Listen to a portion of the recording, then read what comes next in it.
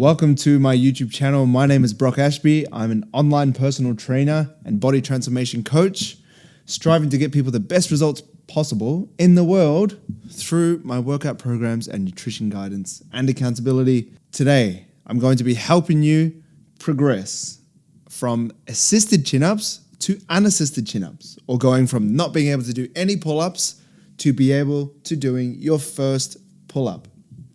These are 7 guidelines that I want you to follow.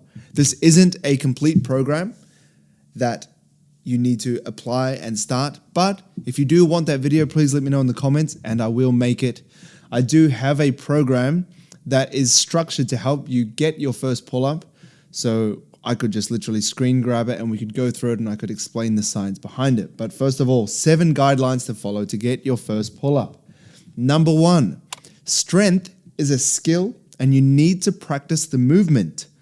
As much as getting bigger lats and getting biceps that are stronger are going to help you get more chin-ups and more pull-ups, you need to practice the movement. So the movement is a vertical pull. So we're vertically pulling down. And when we vertically pull, we use our lats when done correctly, and we also use our biceps as well. So we need to practice the vertical pull movement.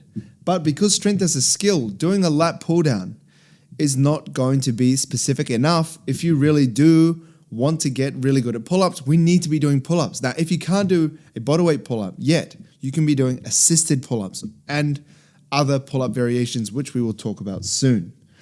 Number 2, the second guideline, we need to train the vertical pull movement, like I said, but we need to be doing that 2 to 3 times per week. It needs to be a focus.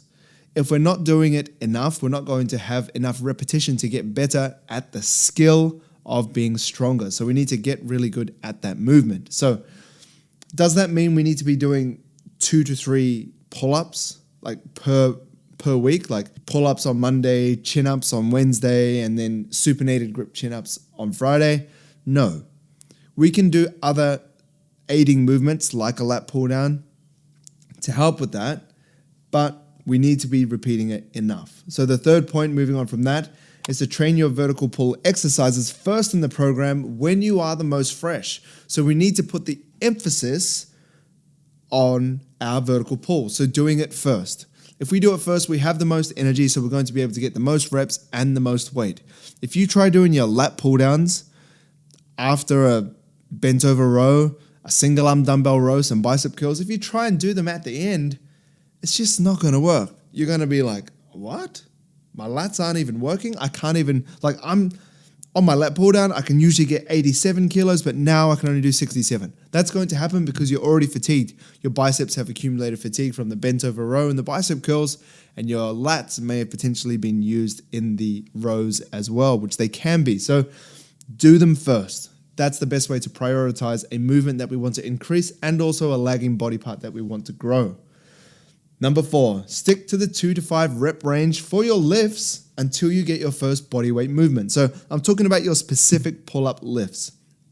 Your assisted chin-ups in a machine could also be banded, or the bodyweight chin-ups that you attempt.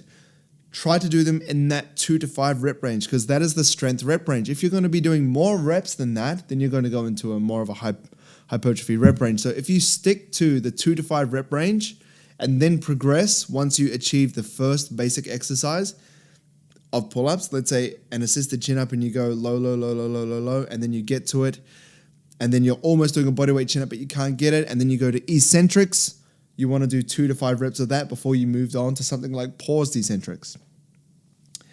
So that moves on to my point number 5, which is going through the certain exercises that you should be doing. So we have assisted chin-ups on the machine, where the more weight you select, the more weight that's going to help you. So over time, progressive overload is actually having less weight help you to lift up. So you might start on 77 kilos helping you up. I'm only saying 77 because that's on the machine that we use at the gym that I go to. It's Life Fitness machine, I think, 77 kilos. So that will help you with 77 kilos helping you to get up the entire range of motion.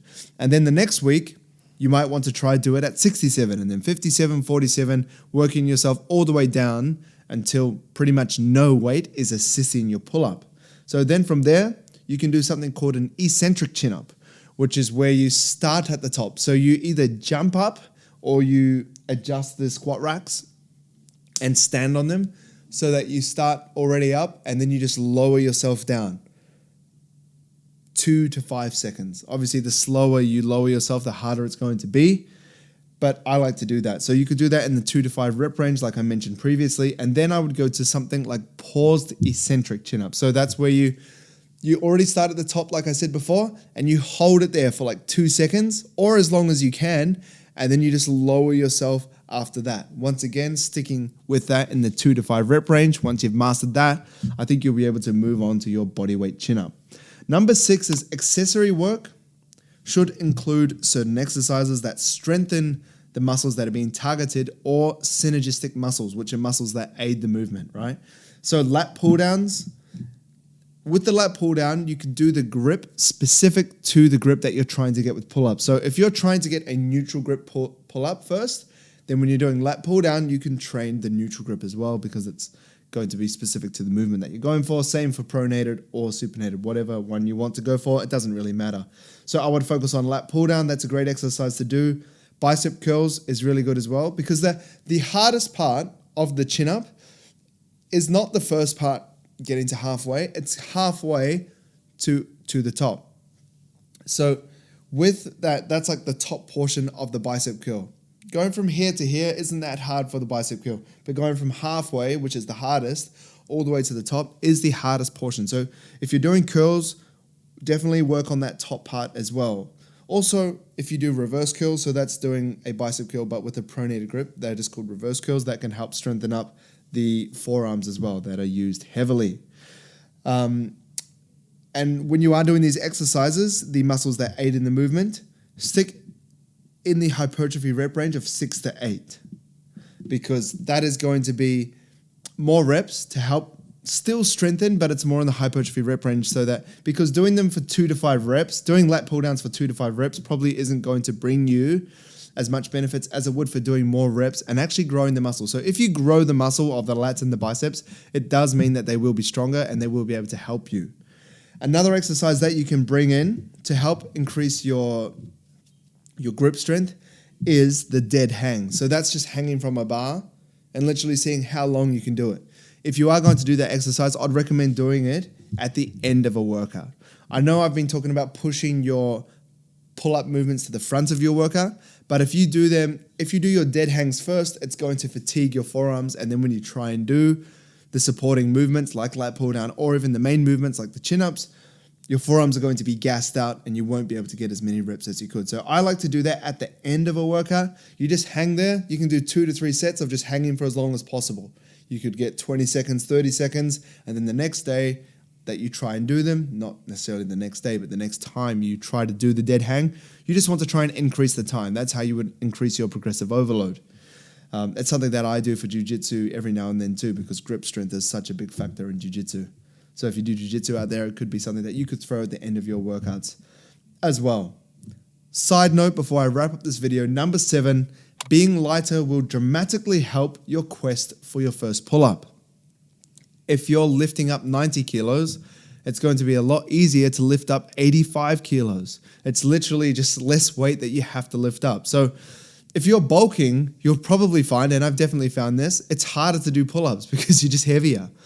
If you're doing less weight that you have to lift up, it's just a lot easier. So one way to make your pull-up easier is just literally to jump into a calorie deficit, be patient, and get leaner. So you could kind of pair it with if you have 2 goals, like, okay, I'm trying to lose fat, but you could have like a supporting goal, a performance goal, which is your pull-up and trying to get that as well. So you're getting leaner, but you're also getting stronger by doing more pull-ups. So once again, if you do want to see me run you through the program that actually helps you get your first pull-up, let me know. We can do like a split screen. I can break it down and show you how to actually go through the program, which is a 12-week block.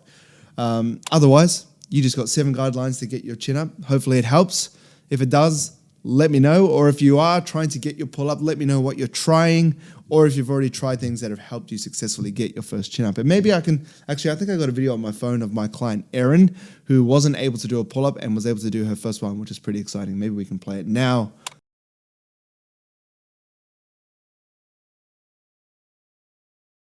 And we're back. That's the end of the video. Thanks for watching. There will be a video here that YouTube thinks that you'll like. There'll also be a floating head here, which you can click on to subscribe to my channel. We're almost at 17,000 subscribers. Pretty excited for that. Want to get to 20? Thanks. I'll see you next time.